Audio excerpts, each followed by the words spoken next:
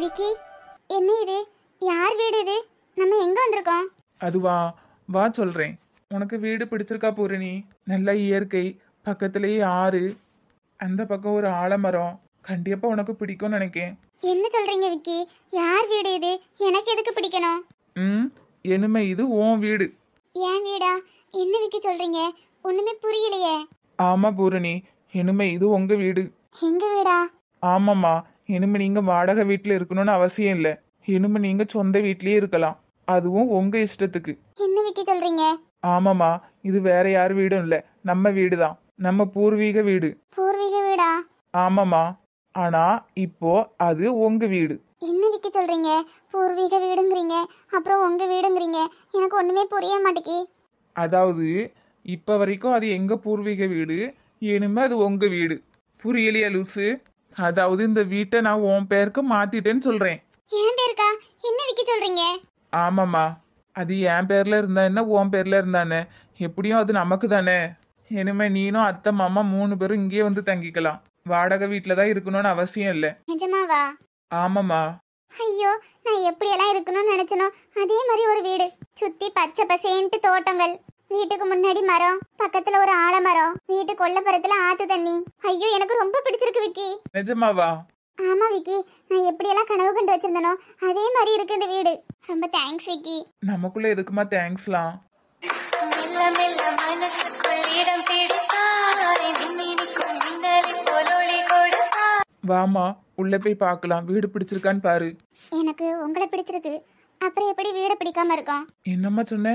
எனக்கு உங்களை பிடிச்சிருக்குன்னு சொன்னேன். போல் ஒளி கொடுத்தாய், உறங்கும் நேரத்தில் நினைவின் ஓரத்தில் வந்தாயடா என். ஆமா விக்கி, நான் தேர்ந்தெடுத்த வாழ்க்கை கூட எனக்கு இப்படி அமைஞ்சிருக்குமான்னு தெரியல. எனக்காகட்டும் அப்பா அம்மாக்காகட்டும் எது வேணும்னு பார்த்து பார்த்து செய்றீங்க.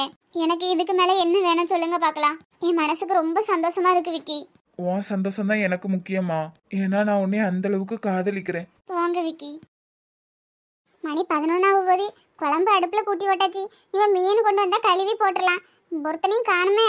நமக்கு தேவைப்படுச்சுல ஒருத்தனை மீன் கொண்டு வர மாட்டான். இல்லைன்னா நம்ம பருப்பு இல்லாட்டி ஏதாட்டு காய் குழம்பு வச்சிருப்போம் பார்த்துடுங்க. அன்னைக்கு வீட்டு வாசல்லே வந்து நின்றுக்கிட்டு மீன் வேணுமா மீனே ஏக்கா மீன் வேணுமான்ட்டு கூவிட்டு பண்ணுவேன். நமக்கு தேவைப்படும் போது ஒரு பையலும் கண்ணில் மாட்ட மாட்டானுவேன். இந்த மீன் வரும் கழுவி குழம்பு வச்சு பிள்ளைக்கு கொடுக்கலான்னு பார்த்தா மீன்காரனையும் காணோம். யாரு வர்றது? நம்ம வசந்தா மாதிரில இருக்கு. என்ன மல்லி, யாரே எதிர்பார்த்து நின்ன மாதிரில இருக்கு. வேற ஒன்றும் இல்லக்கா, இந்த மீனுக்காரி யாராவது வருவாங்களா? 2 மீன் வாங்கி குழம்பு வைக்கலான்னு தான் பார்த்துட்டு இருக்கேன். கறியெல்லாம் கூட்டி போட்டுட்டே தடுங்க. மீன் வந்தா கழுவி உள்ள போட்டுடலாம். ஒரு பையலையும் காணோம். அப்படியா? சரி சரி.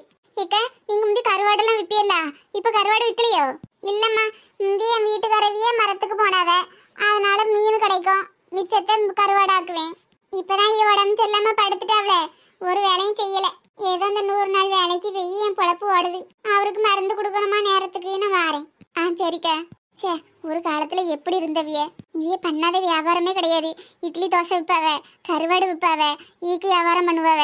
நல்ல ஊருக்குள்ள ஓஹோன்னு வந்துட்டு இருந்தாவ. யாரு கண்ணு பட்டுச்சோ அந்த அண்ணன் படுத்ததுல இருந்து அவைய குடும்பமே சரியில்லை. ஏக்கா, வாட்டி இவளே, இன்னும் இந்த பக்கம் மீன் எதுவும் வருமானு தான்க்கா பார்க்க வந்தேன். அட நீயுமா? ஏன்க்கா, நீங்களும் மீனுக்கு தான் காத்து கிடக்கீங்களோ? அதையும் கேக்கா, 10 மணிக்கே தேங்காய் அரைச்சி கூட்டி போட்டு வந்தாச்சு குழம்ப. மீன் வந்தா கழுவி போட்டுலாமன்னு பார்க்க மீனுக்காரன்னு ஒருத்தனாலையும் காணோம். ஏக்க, நீங்க மீன் குழம்பு வைப்பேன்னு தெரிஞ்சிருந்தேன்னா நான் இன்னைக்கு வீட்டுல கறியே கூட்டி இருக்க மாட்டேனே. என்னட்டி சொல்லுதா? எதுக்கு 2 குழம்பு?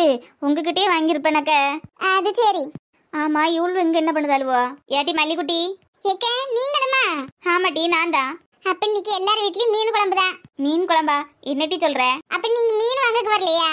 ஏட்டி, நானே காலையில போன மாமியாரை என்ன வீடு திரும்பலையே எங்கனையும் மைக் அடிச்சு விழுந்துட்டோன்னு பார்க்க வந்தேன். மாமியார் மேல அவ்வளவு பாசமாக்கா?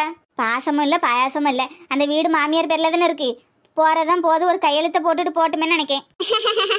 அப்ப நீங்க 2 பேரும் மீனுக்கு தான் காத்து கிடைக்கலா? ஆமாக்கா. சரி சரி. இவ்வளவு என்னத்துக்கு இப்படி ஓடி வராளுவோ? ஏ அம்மா, அவளை விட்டுட்டு மீன் வாங்க வந்துட்டானா? என்ன ஓட்டம் ஓடியாரா? ஏட்டிவளா, 2 பேரும் எதுக்கு இப்ப மூச்சு வாங்குற அளவுக்கு ஓடி வரியே? உங்க போன் எங்கக்கா? இதை கேட்கதான் இவ்வளவு தூரம் ஓடி வந்தியாக்கும். வீட்டுல சார்ஜ் போட்டிருக்கோம் டி. ஏக்க, உங்களுக்கு விஷயம் தெரியுமாக்கா? சொன்னா தானே தெரியும்.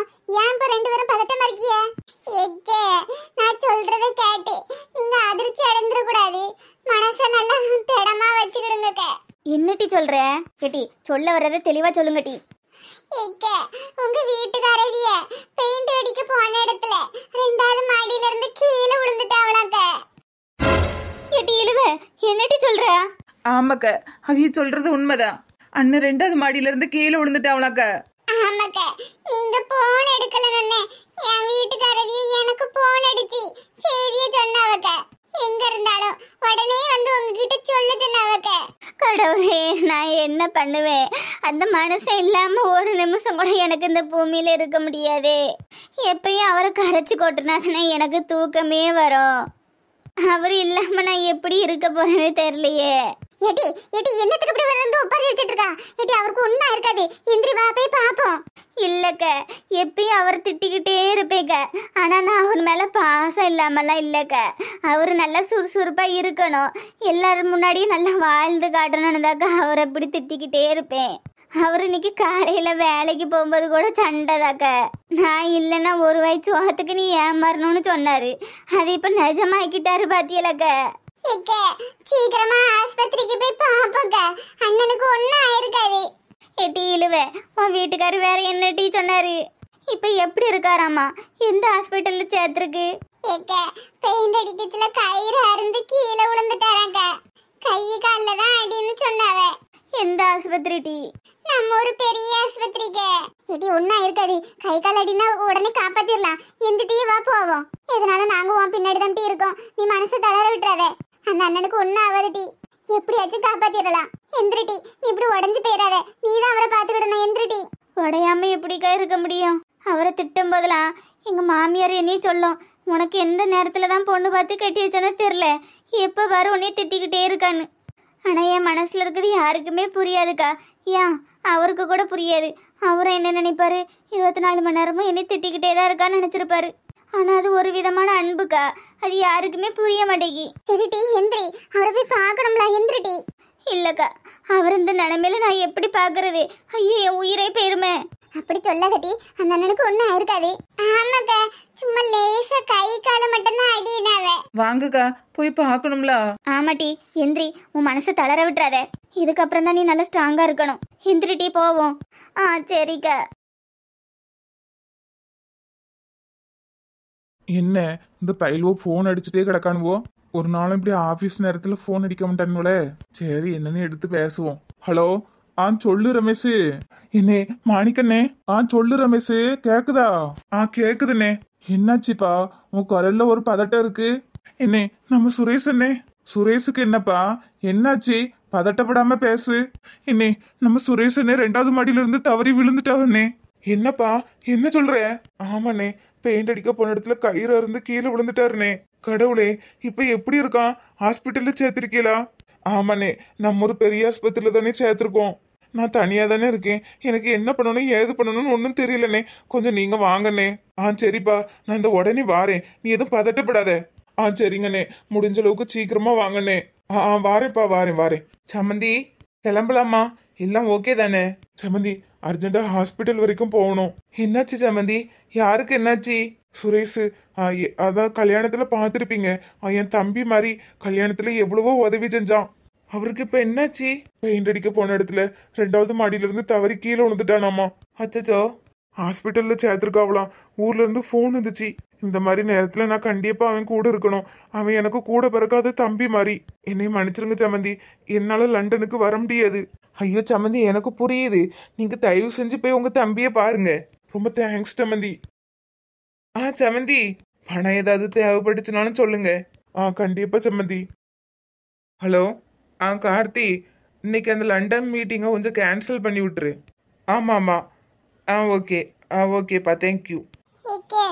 அழுவாதி ஏக்க, அண்ணனுக்கு ஒன்றும் ஆகாது. சொல்லுங்க. ஏடி மல்லி, சுரேஷ் கீழே விழுந்துட்டாங்களா?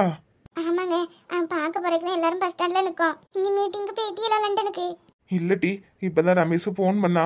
மீட்டிங்கை கேன்சல் பண்ணி விட்டு தான் நான் அங்கே வர போறேன். வாங்குங்க, பாவம் நமக்கு அவிலுக்கு நம்மளை விட்ட வேற யாருங்க இருக்கா?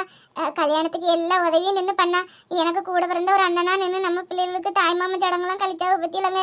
இந்த மாதிரி நேரத்தில் நம்ம நிற்கணுங்க. வாங்க. ஆமா மல்லி, அண்ணன் அண்ணன்னு கூப்பிட்டாலும் நான் அவனை ஒரு கூட பிறந்த பிறப்பா தான் பார்த்தேன். அவனுக்கு ஒன்று எனக்கு மீட்டிங்க்கு போகவே தோணலை. அதான் கேன்சல் பண்ணிவிட்டு அங்கே தான் வந்துட்டு இருக்கேன். வாங்க வாங்க, நாங்களும் பஸ் ஸ்டாண்ட்ல தான் நிற்கோம். ஆட்டோவோ பஸ்ஸோ ஏதோ கிடைச்சாலும் ஏறி போயிருவோம். நீங்களும் அந்த பதைக்கு வந்துருங்க. சரி டி. புள்ள வீட்டில் தனியாக தானே டீ இருக்கோம். அந்த போனையாவது கொண்டு அவட்ட கொடு. ஏதாட்டும் அவசரம்னா போன் அடிச்சுக்கிடுவல்ல. சரிங்க சரிங்க. கொடுக்க என்ன வைக்க. ஏட்டி மல்லிகுட்டி, அண்ணே என்ன சொல்லுதாரு டி? அவளுக்கு இன்னைக்கு லண்டன்ல ஒரு மீட்டிங் இருந்துக்க. 11 மணிக்கு ஏரோப்ளேன் வரும்னாவ. இப்போ இந்த மாதிரி ஆயிப்போச்சுல, அதை கேன்சல் பண்ணிட்டு வந்துட்டு இருக்காவலாம். அப்படியா? அதான் நம்மளாம் இருக்கோம்ல டி, நம்ம பார்த்துக்கிடுவோம்ல. அதில் லண்டனுக்கு போக சொல்லு. இல்லக்கா, இந்த மாதிரி நேரத்தில் அவைய தேவைப்படுவாவே. இது என்னது, சோனியா வீட்டில் ஒத்தியில் இருக்காக்கா. ஆட்டோ போனும் கிடையாது. ஏன் போனை கொண்டு ஆட்டோ கொடுத்துட்டு வரேன். நீங்கள் எதாவது ஆட்டோ கிடைச்சாலும் பிடிச்சிக்கிட்டு வாங்க. பஸ் கிடைச்சாலும் ஏறி போங்க. நான் அந்த போனை மட்டும் கொடுத்துட்டு ஓடி வந்துடுறேன். சரி டி, நாங்கள் ஆட்டோ கிடச்சுன்னா பிடிச்சிட்டு அப்படியே வீட்டு பதைக்கு வரோம். நீ ஏறிக்க. பஸ் கிடச்சுன்னா நீ 2வது பஸ்ஸில் வா. சரிக்கா, இதை கொடுத்துட்டு இப்போ உடனே ஓடி வரேன். அழுவாதீங்கக்கா, பார்க்கவே கஷ்டமா இருக்கு.